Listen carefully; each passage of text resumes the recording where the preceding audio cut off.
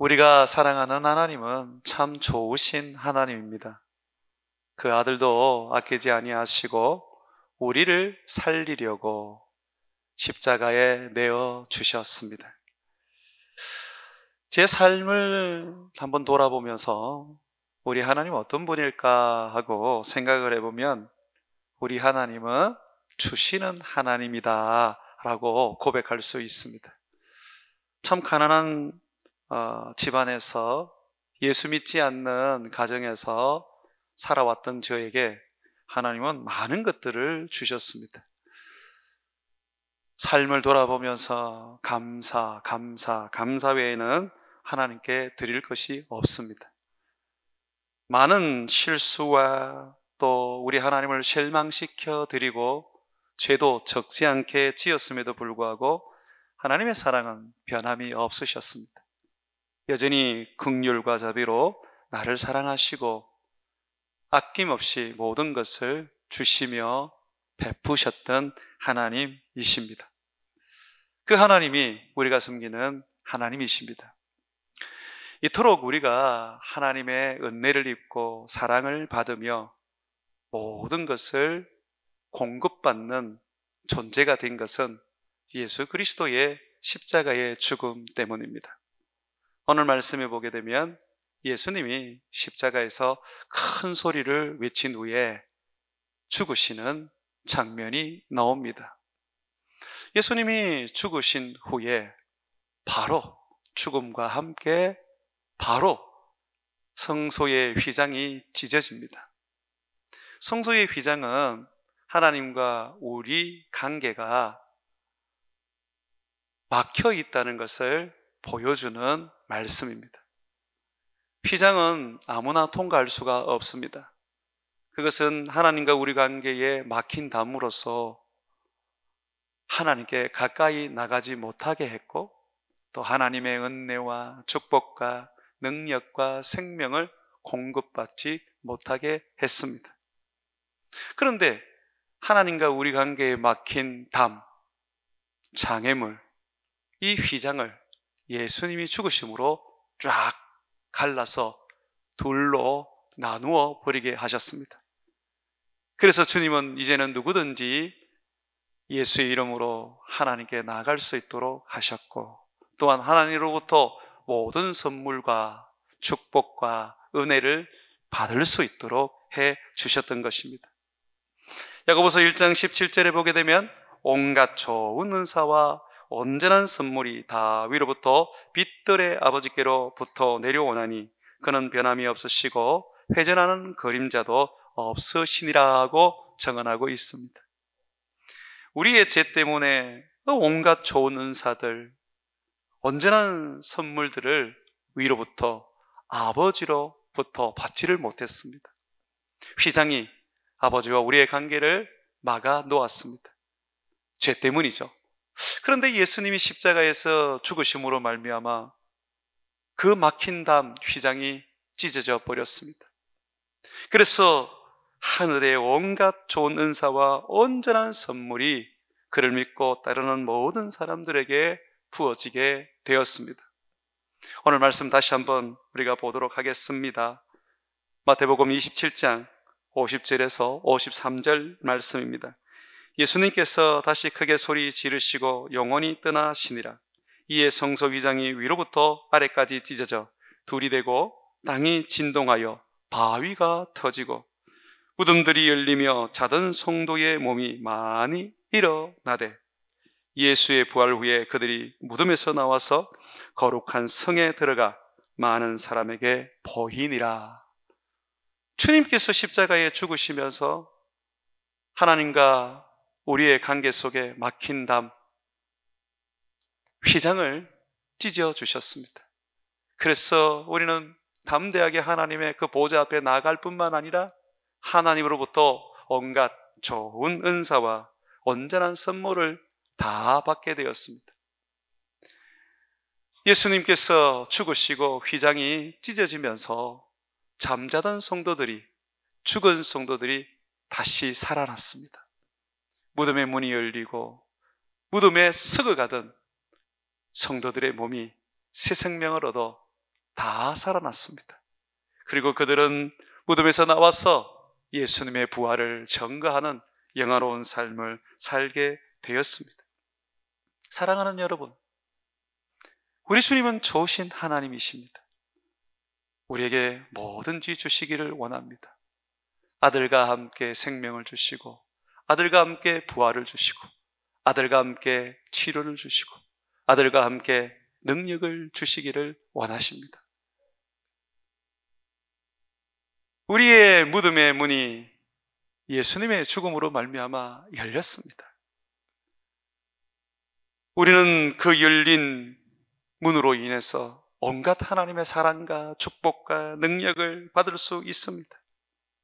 그래서 성경은 예수님의 죽으심은 우리에게 새로운 살 길을 열어준 축복의 일이라고 가르치고 있습니다. 히브리서 10장 19절과 20절에 보게 되면, 그러므로 형제들아, 우리가 예수의 피를 힘입어 성소에 들어갈 담력을 얻었나니 그 길은 우리를 위하여 휘장 가운데 열어놓으신 새로운 살 길이요, 휘장은 곧 그의 육체니라고 말합니다. 휘장은 예수님의 육체를 상징한대요. 예수님이 죽으심으로 휘장이 갈라졌습니다. 갈라진 그 일로 통하여 새로운 살길, 하늘로부터 부어지는 하나님의 은혜의 공급이 주어지는 길이 열렸습니다. 생명의 길이 열렸습니다. 축복의 길이 열렸습니다. 치유의 길이 열렸습니다. 생각지도 못하는 하나님의 은사의 부어주심이 열렸습니다. 그러므로 우리는 예수 그리스도의 십자가를 의지하고 담대하게 하나님이 열어놓으신 그 무덤의 문을 나와서 주님의 능력과 은사와 생명과 축복을 가득 받고 세상을 변화시키며 세상 속에 하나님과 우리 주 예수 그리스도를 증거하는 삶을 살아야 합니다. 예수님이 죽으시고 휘장을 갈라 우리들의 무덤의 문을 열어놓았음에도 불구하고 여전히 수많은 그리스도인들은 무덤에 머물러 있습니다. 베드로는 예수님을 만나서 제자가 되어 함께 복음을 전하며 예수님께 직접적인 가르침을 받았습니다. 그러나 그는 먹고 사는 무덤에 여전히 갇혀 있었습니다. 가족들의 생계를 생각하면 잠이 오지 않았습니다. 그래서 예수님을 따르다가도 다시 고기 잡으러 갈릴리 호수로 돌아갔습니다.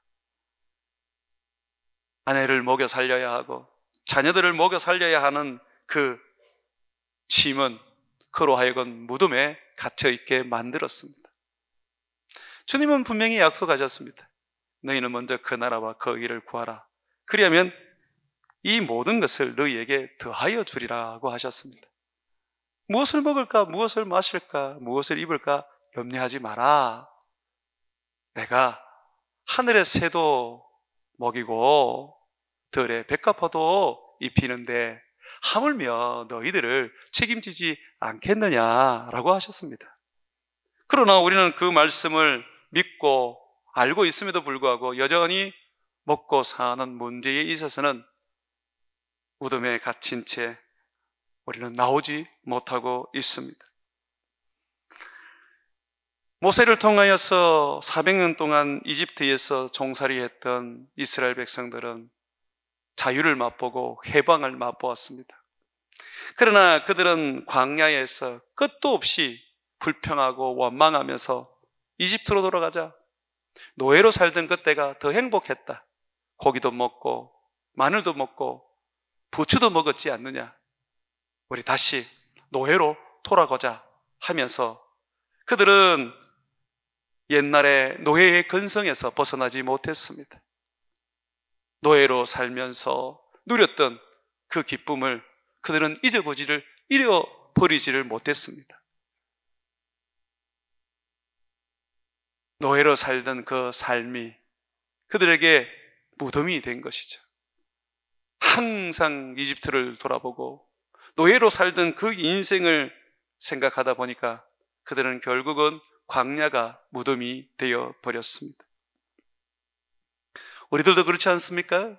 여전히 죄의 무덤, 잘못된 습관에 젖어 있는 무덤, 세상 사랑과 세상적 사고에서 벗어나지 못하는 무덤, 과거의 무덤, 상처의 무덤, 열등감의 무덤, 미움과 원망의 무덤, 실패와 좌절의 무덤, 나는 안 돼 하면서 자기를 학대하는 무덤, 게으름과 나태함으로 살아가는 무덤, 종교성에서 벗어나지 못하는 무덤. 우리는 그곳에서 새로운 인생을 펼쳐보지 못한 채 썩어가고 있습니다. 예수 그리스도의 십자가로 휘장은 찢어지고 끊임없이 우리들에게 하나님은 은혜를 부어주고 계심에도 불구하고 성령을 내려주심에도 불구하고 우리는 늘 고통과 절망과 괴로움 속에서 고개를 떨군 채 무덤문을 나서지 못하고 있습니다. 예수님은 이러한 우리들에게 무덤에서 나오라고 명령하십니다. 내가 무덤의 문을 열어놓았다, 나오너라 라고 예수님은 우리에게 외치고 계십니다. 하루는 예수님께서 나사로 가정에 가셨습니다. 그런데 나사로가 죽었습니다. 그것도 죽은 지 나흘이나 되었습니다. 장사가 지내졌고 나사로는 무덤에 들어가서 그 몸이 썩기 시작했습니다. 그런데 예수님은 나사로의 무덤으로 가서 나사로의 무덤의 문을 열으라고 명령하셨습니다. 이스라엘은 무덤이 동굴이에요. 가족 면대요. 사람이 죽으면 무덤 입구에 막아놓았던 돌을 굴려서 거기에 시체를 집어넣고 돌을 막아가지고 그렇게 장사를 지냅니다. 이 굴이 넓을수록 많은 사람들이 거기에 들어갈 수가 있는 것이죠. 죽은 후에 말입니다. 주님은 나사로의 무덤에 가서 나사로의 굴을 열으라고 말했습니다. 그때의 믿음 좋기로 소문난 나사로의 누이가 예수님께 나와서 예수님 안 됩니다 하고 말립니다. 이미 죽은 지 나흘이나 됐기 때문에 냄새가 난다고 말했습니다. 그때 예수님께서는 이 누이를 꾸짖으면서 말씀하셨습니다. 내가 뭐라 그랬니? 내 말을 믿으면 하나님의 영광을 본다고 했지 않니? 나는 부활이다. 나는 생명이다. 나를 믿는 자는 죽어도 살겠고 살아서 나를 믿는 자는 영원히 죽지 않는다. 너는 이걸 믿느냐? 예수님 말씀 앞에 어쩔 수 없이 누이는 나사로의 무덤을 열었습니다. 예수님은 무덤을 향하여 말했습니다. 나사로야, 나오너라. 이미 죽은 지 나흘이 되었지만 냄새가 펄펄 나는 썩은 내가 진동하는 나사로였지만 그러나 그는 생명을 얻어 그 무덤에서 나왔습니다. 그리고 새로운 인생을 살아갔습니다.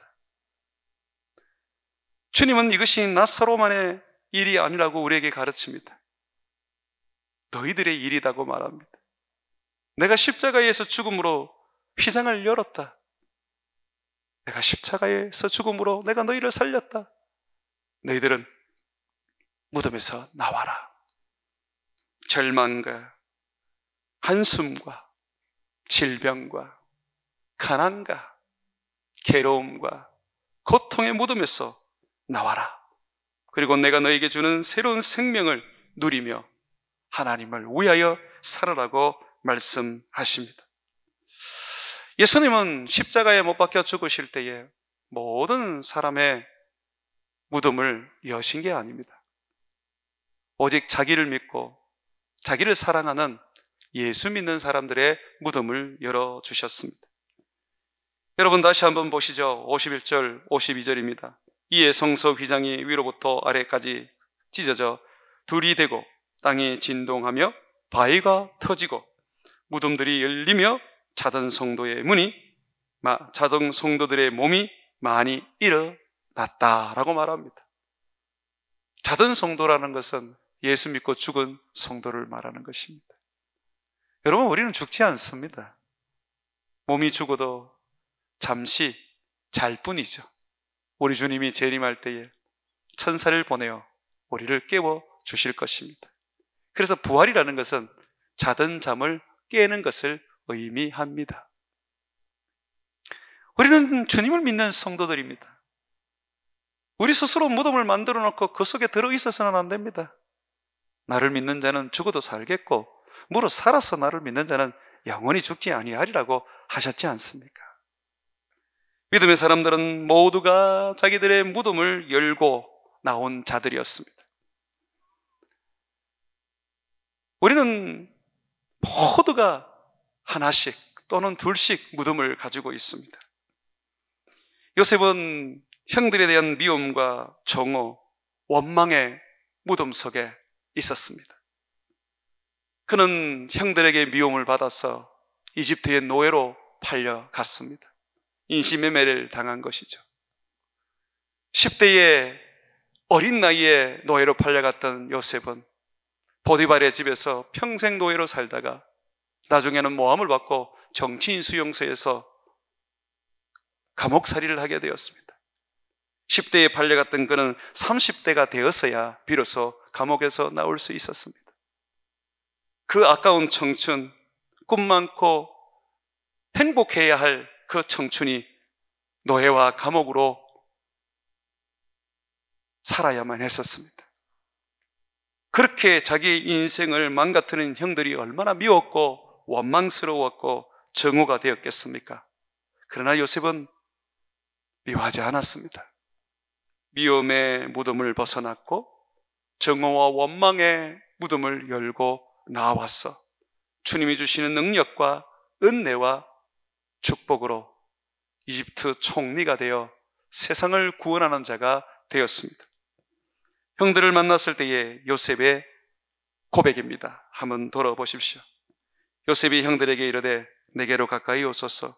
그들이 가까이 가니 이르되 나는 당신들의 아우 요셉이니 당신들이 애굽에 탄 자라. 당신들이 나를 이곳에 팔았다고 해서 근심하지 마소서. 한탄하지 마소서. 하나님이 생명을 구원하시려고 나를 당신들보다 먼저 보내셨나이다.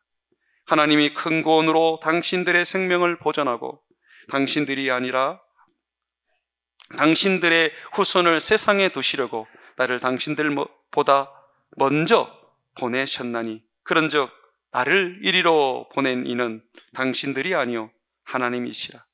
하나님이 나를 바로에게 아버지로 삼으시고 그 온 집의 주로 삼으시며 애굽 온 땅의 통치자로 삼으셨나이다. 요셉은 결코 자기를 판 형들로 인하여 원망과 미움과 그리고 정오에 사로잡히지 않았습니다.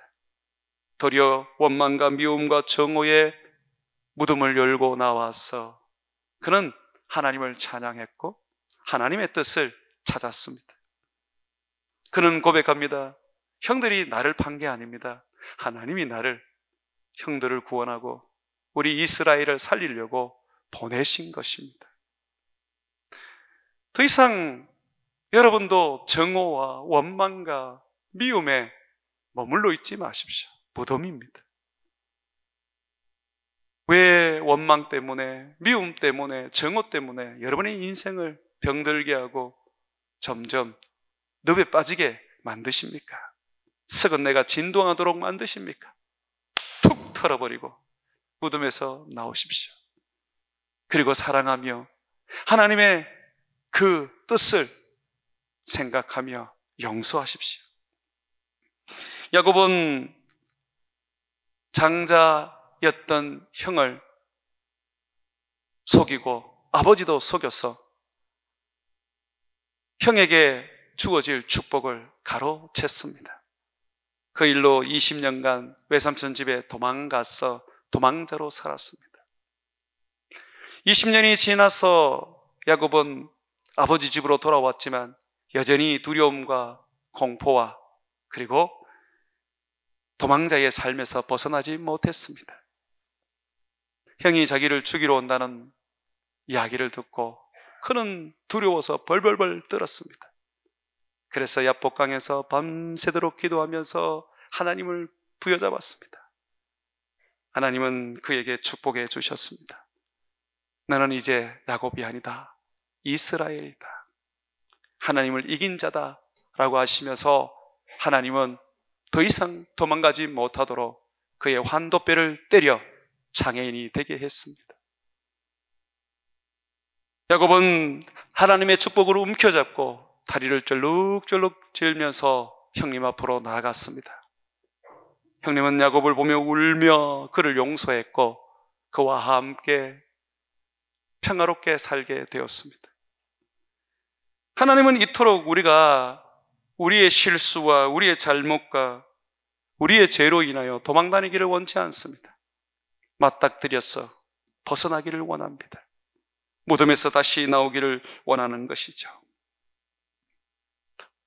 우리의 삶에는 많은 어려움들이 있습니다. 내가 원하는 대로 되지 않는 일들이 생겨납니다.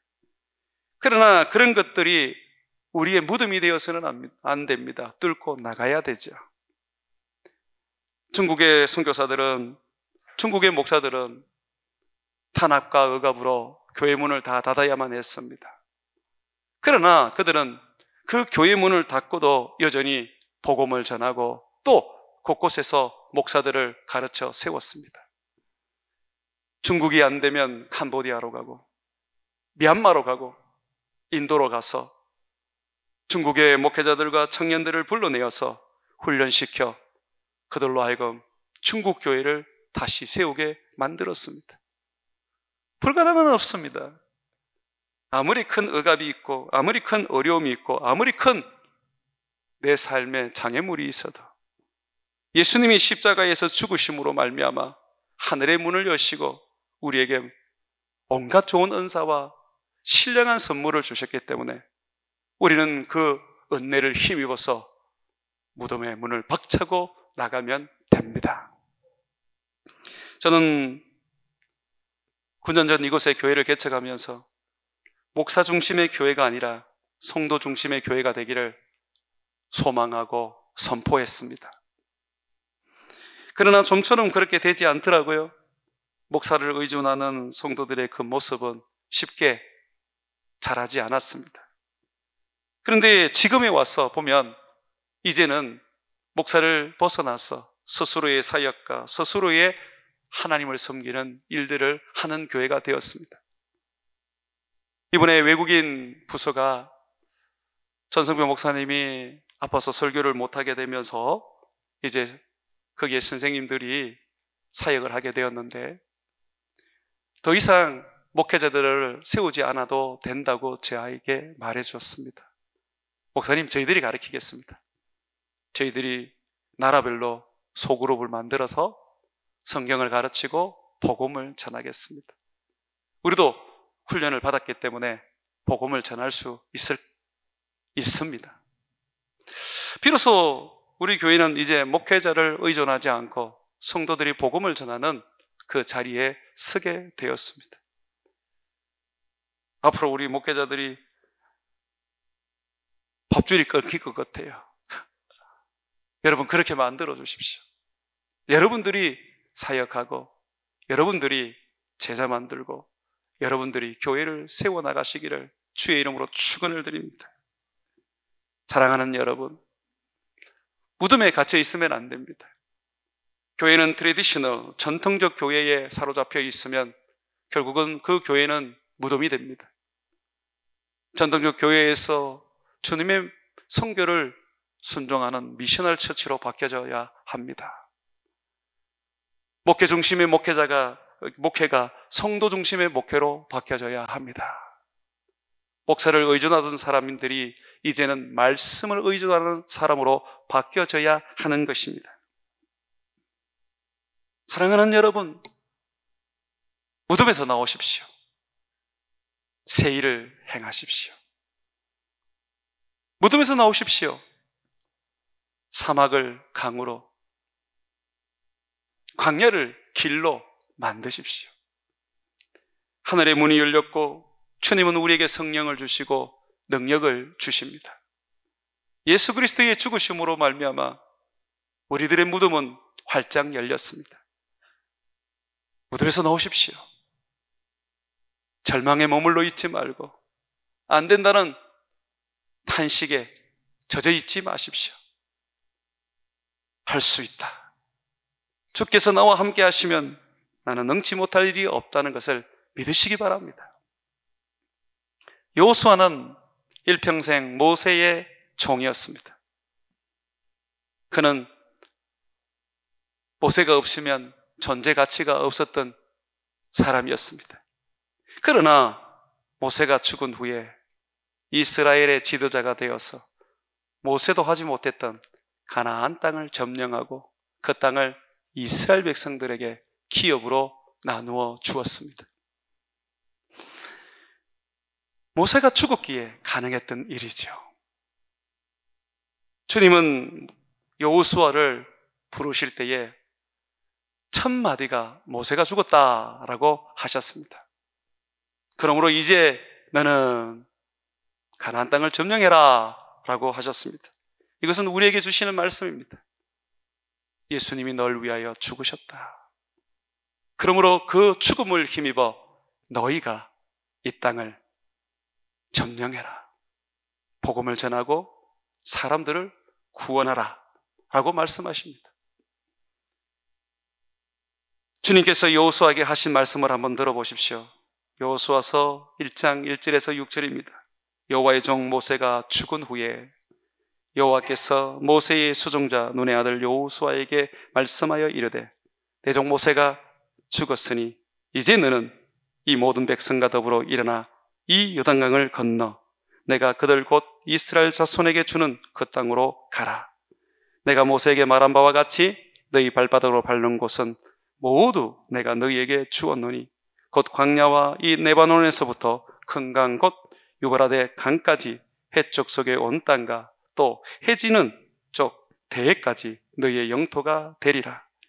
내 평생에 너를 능히 대적할 자가 없으리니 내가 모세와 함께 있었던 것 같이 너와 함께 있을 것입니다. 내가 너를 떠나지 아니하며 버리지 아니하리니 강하고 담대하라. 너는 내가 그들의 조상에게 맹세하여 그들에게 주리라 한 땅을 이 백성에게 차지하게 하리라. 아멘. 예수님의 죽으심으로 말미암아 우리는 여호수아와 같은 사명을 받았습니다. 모세의 죽음은 예수님의 죽음을 상징합니다. 모세는 나와 같은 선지자가 일어날 것이라고 했습니다. 그 나와 같은 선지자가 바로 예수님입니다. 예수님은 죽음으로 말미암아 우리에게 능력을 주시고 권능을 주시고 성령을 주셔서 예수님보다 더 많은 일과 큰 일들을 하게 하셨습니다. 예수님은 이스라엘에만 복음을 전했지만 우리에게는 예루살렘과 유다와 사마리아와 땅끝까지 이르러 복음을 전하게 하셨습니다. 예수님이 죽으셨습니다. 그는 죽음으로 말미암아 이제 우리를 가나안 땅을 점령하는 여호수아가 되게 하셨습니다. 고린도 후서 5장 15절에 보게 되면 그가 모든 사람을 대신하여 죽으심은 살아있는 자들로 하여금 다시는 그들 자신을 위하여 살지 않고 오직 그들을 대신하여 죽었다가 다시 살아나신 이를 위하여 살게 하려 함이라고 가르치고 있습니다. 예수님이 왜 죽었습니까? 여러분들이 예수님을 위하여 살게 하려고 죽으셨습니다. 예수님이 왜 죽었습니까? 휘장을 갈라 하나님의 축복과 능력과 복을 우리 모두가 받아서 이 땅 가운데 주를 위하여 살게 하려고 죽었습니다. 그러므로 복의 통로가 되십시오. 복음을 전하는 전도자가 되십시오. 생명이 사람들에게 공급되는 생명을 공급하는 자가 되십시오. 무덤에 머물러 있지 마십시오. 나오십시오. 나와서 우리 주님의 십자가를 부여잡고 세상을 구원하는 여러분이 되십시오. 주님은 여러분들이 세상을 구원하기를 원하십니다. 강하고 담대하십시오. 무덤을 박차고 나와서 하나님의 영광과 능력을 드러내는 권세 있는 주님의 제자 되기를 주의 이름으로 축원을 드립니다.